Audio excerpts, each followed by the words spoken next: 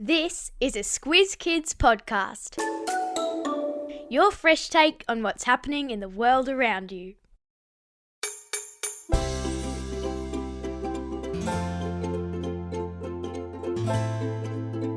Massive marsupials taller than your teacher, lizards longer than your car, birds with the thighs of a rugby player. This is your Squiz Kids Shortcut to Australian Megafauna, the podcast where we dive into the who, what, when, where, why and how of the big news stories. I'm Amanda Bauer. And I'm Bryce Corbett.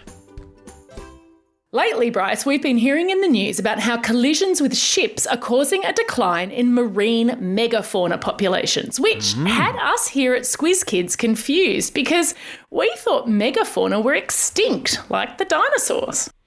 Today, we'll take you through what megafauna are, how mega we're talking exactly, and why they went extinct. Listen carefully, there's a squiz at the end. What? Well, Bryce, I'm sure your primary school teacher taught you that whenever you find an unusual word, it helps to look at parts of the word and see if they are familiar. Let's do that with megafauna. What does mega make you think of? Well, I've heard the term megastar, and that means someone who's hugely famous, and people talk about mega mansions when they mean a really, really big house, so I'm thinking that mega means big or huge? Precisely. And how about fauna? Okay, yeah, I've heard the phrase flora and fauna a lot when scientists talk about the plants and animals living in an ecosystem. And flora sounds like flower, so I'm thinking that's probably the plants, so I'm going to say that fauna means animals? Wow, you had a great primary school teacher. Yes, megafauna simply means big animals. And to be a bit more precise, it means animals with a mass over 40 kilos.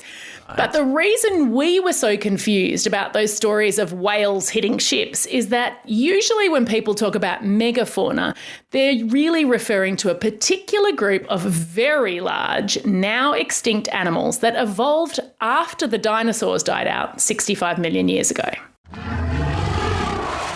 Wow, I'm guessing that once the dinosaurs were gone, there were no large land animals left on Earth. Yeah, and that meant that other animals could evolve, meaning slowly adapt to the environment around them and get bigger to fill that gap. Over millions of years, many of the surviving mammals, birds and reptiles got a lot bigger. These megafauna were at their largest and most widespread in what's known as the Quaternary period. That started about 2.5 million years ago, and we're actually still in it. Because when you talk about the life of the Earth, 2.5 million years is just the blink of an eye. Amazing.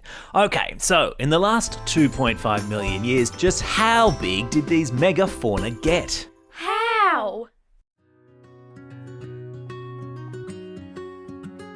Well, in this podcast, we're focusing on the megafauna unique to Australia during the Quaternary period. And I reckon my favourite is Diprotodon, the largest marsupial known to have existed on Earth. Okay. So, Bryce, imagine a wombat and then make it absolutely massive with longer legs. So it might actually be worth pulling out a tape measure and marking out 3.8 metres on the floor. What? That's how long Diprotodon was from head to tail. Wow. Now you want to measure 1.7 metres up from the ground. That was Diprotodon's shoulder height. I'm 1.75 metres tall, and if I just imagine that I'm coming across a massive, hairy, wombat-like creature and my head only comes up to its shoulder, like, wow. Wowzers. Now, if you did go back in time, would that enormous wombat have wanted to eat you? Thankfully, no. Okay. Experts can tell from Diprotodon fossils that it had the teeth of a herbivore, meaning it only ate plants. Wow. In fact, they think Diprotodon ate up to 150 kilos of vegetation every day. Well, I suppose if you weigh 2,800 kilograms, you do need quite a bit of food each day. For sure. There were also mega ancestors of today's kangaroos and wallabies, but megafauna is more than just mammals. It also includes birds. And Australia is known for its mihirungs. Those are large, flightless birds. Yeah. Genyornis is the most recent one to have walked on this land. And if you imagine an emu that's over 2 metres tall with the most extraordinarily thick, muscly legs, you've got a pretty good picture. Wow. They found Genyornis egg fragments in sand dunes, and those eggs were almost twice the size of emu eggs. So imagine an egg that weighs 1.6 kilos. Wow. A chicken's egg weighs about 50 grams. So pause if you want to do the maths yourself. That's the equivalent of 32 chicken eggs.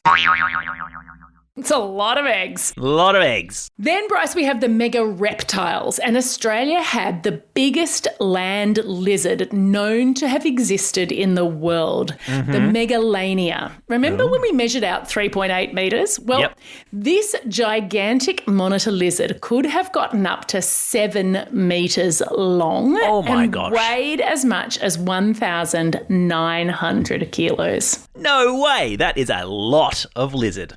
So scientists haven't found a complete set of remains of Megalania. It's thought to have gone extinct 50,000 years ago. So there's still a bit of debate about how big they really got. It's tricky studying things that no longer exist. And, of course, that's the burning question, isn't it, Amanda? Why did all of these massive animals go extinct?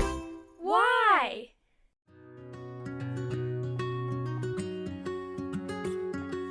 Megafauna came into existence during the last ice age, and when the world started to thaw out and get less cold, that's when they went extinct. So Australia's climate changed from being cold and dry to warm and dry, and that meant that inland lakes were dry for months at a time.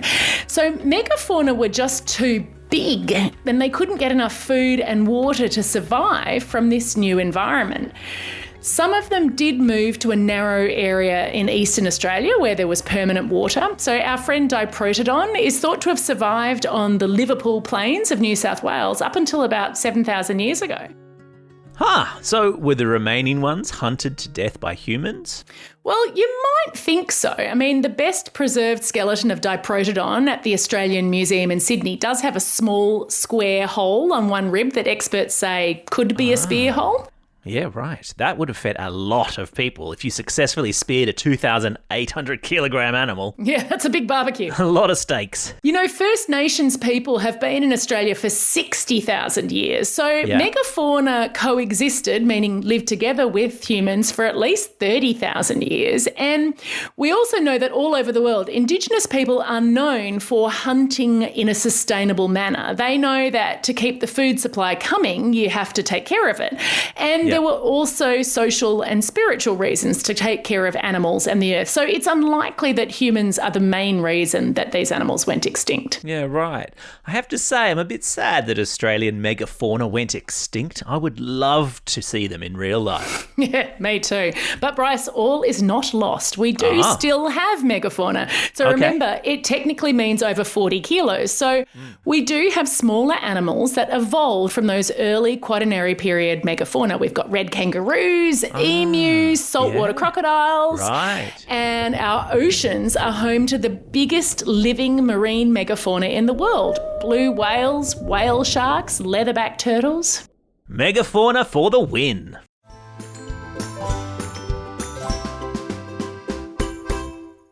Time for the quiz. This is the part of the podcast where you get to test how well you've been listening. Question number 1. What did the massive marsupial Diprotodon like to eat? Yeah, that's right, it ate plants. Question number 2. One egg of the massive emu-like Genyornis weighed as much as how many chicken eggs? The magic number we're looking for is 32. Question number 3. What's the main reason most megafauna went extinct? Yeah, that's right. The Ice Age ended and the world warmed up. That's all we have time for today. Thanks for joining us as we explored the who, what, how, where, when and why of Aussie megafauna. And a special shout out to our listeners Lockie and Lizzie, who are about to travel around Australia and learn about megafauna. Woohoo! Thanks for the suggestion of such a great topic. It was a good one. If you have something you'd like us to do a shortcut on, just get in touch. squizkids@thesquiz.com.au. And as we say every day on the Daily Podcast, now get out there and have a most excellent day. Over and out.